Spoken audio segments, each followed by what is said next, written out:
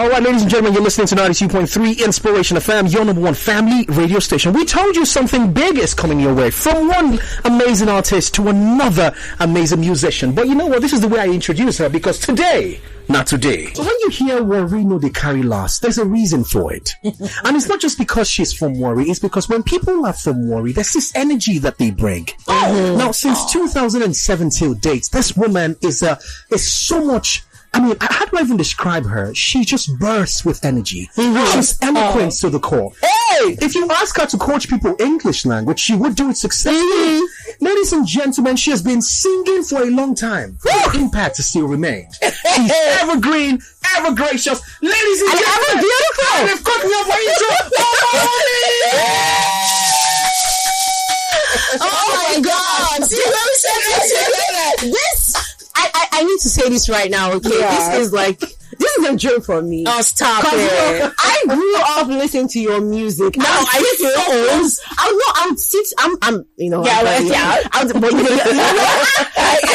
to have to talk about that part. There's something that's going on with the beautiful women in the industry. They are keeping all the recipe and they have to share with us young bloods. I grew up listening to your music. I would sit in front of the TV and I would watch Make Believe video. One of my favorite videos from you. I do have to say, I've listened to songs like Bottom Belle, in the music.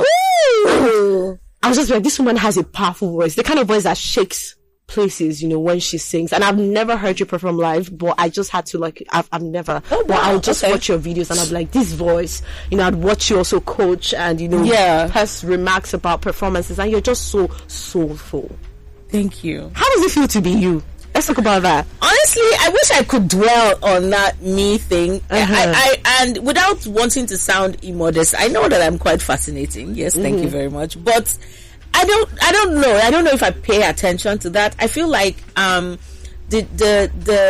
whatever exudes from me and how people feed off of it, that's where I get my high from. Yeah. So when I hear people say, "Oh my God, you're so this, you're so that, you're so eloquent, it just gives me joy." I'm like, really? But me, I don't really pay attention to myself and be like, so why are you so cool? Well, to be honest, if we celebrate you on the show, it's not a mistake. You have been around the block, on the block, and you've owned the block. But we're gonna take a walk back and remind a lot of people what they don't know. Now, for some of you that, of course, you enjoyed her music way back and now. And now you are in love, literally, with a new song. I'm just putting it like that. She, of course, was the runner-up in 2007 on the West African Idols. And, of course, I think a lot of people watched that. And seeing you here today, the people who supported you, they gained their money's worth. Yeah. Let's talk about your growth for a second, because I know we don't want to dwell too much on the past. You're here now. We'll talk about your growth. What were the exciting things that you found out about the industry when you now came in? Off of, being the runner. I mean, you didn't win, but let's talk about that. When you did not win, how did you feel? Honestly, so by the time we got to top 10, I was like, so every week I would pass it. I'm like, you're still here. And then the next week I would pass it, you're still here. Hey, that means you actually do know your onions. So, and then by the time I got to second, I felt like when it was between Timi Dakula and I just felt like, my beans don't already cook. Like, if I'm going to pursue this as a career path or a craft, I've gotten what I really needed from it, and the support was incomparable.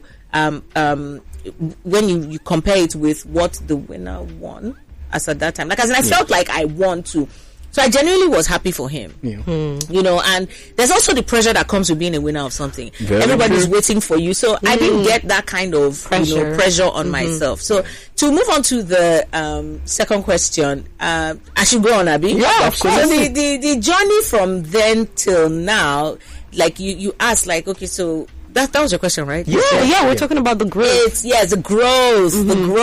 So I think that I've been very fortunate in the sense that I learned on the job, but I knew that there were some valuable tenets or principles to live by that in anywhere you find yourself will always make you stand out and make you indispensable. So I guess that those ones stuck originally. If you things like punctuality, being a professional, and having be intentional about your brand and making it stick. hair, Ankara, that whole thing. It was part of it, and then just having the spirit of excellence, making sure that the next time people see you on stage, you're just killing it from the next time. And I had a lot of people to admire and just pinch from their craft. I started early, watching people like 𝐒𝐭𝐚𝐲, Miriam Makeba, 𝐒𝐨𝐧𝐧𝐞𝐜 just own the stage, and then they had this like live music element. So those were the things that from then till now, they just, so when people ask like, okay, the journey so far, those were the things that I held on to that has made me to thrive in the industry. Amazing, beautiful. Fantastic. But of course, the first song we played for you was something from Wonder Woman. That's 2009. We're taking you over right now to 2015. This one threw us off balance. Which one is that? If you ask me, who will I ask? We'll be back. If you ask me, who would I? No, come on. No. You're amazing. It doesn't matter. It doesn't matter. You're like 19.3 Inspiration FM. We're talking to OMAWUNMI. And of course, when you look at people like Bukola in the studio, how she is wonderful, you can see people that she looked up to. Honestly, I do have to say, and I want to talk about your sound. Who was the first person you heard sing? Who was the first person? That is such a big question. Would you say that person, sort of like pushed you to also say, make myself sing now? No. Okay, let's talk about it. I've always been, those children, that kid that is always, all over the place, always performing, always singing, always dancing. That's how I was as a child growing up. Like when you saw these Beyonce videos where she's always dancing and singing and you were that child. I was that child, but. After some time, reality and life will come and just, rear his ugly head. What are you singing? What are you dancing? And then musicians, when I was growing up, especially in the area where I grew up, were regarded as, like almost akin to criminals. Your parents then will not say, you are going to what music? This is to go to school. You know what I mean? Like, what dirty music are you mad? That was the kind of environment that I grew up in. But I was also greatly influenced by music, with what my dad used to listen to. My father was one of the jazz connoisseurs that used to give materials to like Radio Rivers to play for like jazz. His jazz collection was amazing. And, I grew up, I'm like the 12th child of 14 children. So all my elder ones had like different genres of music that they were, feeling at that time. So I had all of that discography around me to, feed off of. But getting my original sound took a while. So how long did it take? Because of my so my original sound is not the music. My original sound is how I interpret the music. So I found that I can jump on any genre and call you into it. So it makes me more of an entertainer than jazz musician or an alternative musician. So I decided to concentrate on what I was saying and use that one as an identity for myself, as opposed to I want to be doing blues, I want to be doing reggae, I want to be doing so I think that answers it, Abby. Yeah, it does. All right. I think quickly we should just move on to the part where you moved on from being the person going for auditions to being on the other side. Oh, stop it! Stop it! I like it. And then you moved from being the voice that people would listen to and review to becoming the person who would listen to people and inspire them, coach them, teach them, show them the path. What does that mean for OMAWUNMI, that you transition from being the person that would sit and say, okay, I don't see go now score me, to being the person that would say, why you say like that? Well, I must say it was a full circle moment for me when I was invited to come and be a judge on Nigerian Idols.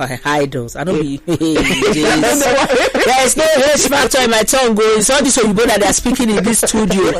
So it was a full circle moment. Like I just felt that's where if Pacific spit for granted ants go gather around because of the sugar way inside. That was like that was a moment for me. I felt so good and validated that you've done so well in your career that you are now an authority to be able to nurture younger people who want this to be a career path. It still is, I consider it like a very big privilege. Forget paparazzi, forget TV and all of that. And there's a certain level of responsibility that comes with it. And maybe that's how I've always, like I explained to you, carried myself when it comes to my music. So I want people to understand that it is not just about, somebody says inshallah and vibes. There's the music, there's the business of the music, there's the intentionality of the music. You have to always have the spirit of excellence. You cannot say you are a musician because you're a musician, you will now come late. You understand? Or be totally, I'm looking for a nicer word, but high. You know what I mean? Like, you have to always know that this is aside from the fact that this is beautiful, it's also a job. And we're privileged to do something that we enjoy doing. So that's what I'm trying to teach the younger people that you've been. That is so beautiful. Amazing lessons we've learned. Thank you, Bukola, for that amazing question. But of course, we're moving one step after another. We're trying to still manage time. I'm just giving you what we see in street lingua, top speed. I've forgotten how they call it. We moved on from Wonder Woman down to Lasso of Truth, and then the lasso took us and threw us into something much more timeless. This one is Play Na Play. Let's go. Okay. OMAWUNMI and 𝐒𝐭𝐲. Just a minute, and then we'll be back. Now we would love to run through all of it. There are songs I have not played. I have honestly my baby, her feelings. I have Joy, High Life, and I have Thank God for More. But because of time, we'll be doing all of that. But this is just to remind you, you know her, but have you really enjoyed her? There's something about listening to an artist over time, but go back and enjoy what you have. But as you've gone back, let's come back, back to 2025. In Love is out, ladies and gentlemen, and we're in love with this project. We definitely are. Let's talk about the making of In Love, because we've heard you make love songs before. And Love and One City is no different. That one made me fall in love with a particular girl. That's my ex now. I thought I was singing at my wedding, but I'm not.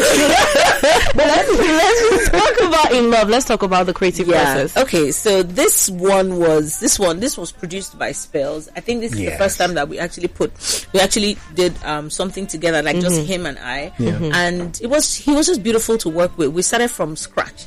So it wasn't like, we're in the studio and then, I have this beat or send this beat to this person. As in, we sat down in the studio and we were like, okay, I like this. Okay, mommy, do you like this? And then we're just vibing and then dropping the lines, and it was just coming. I had a couple of people in the studio that, we put the body of the song together, But it was really cool. It was nice to make. And I liked it because sometimes I tend to be quite aggressive when I sing.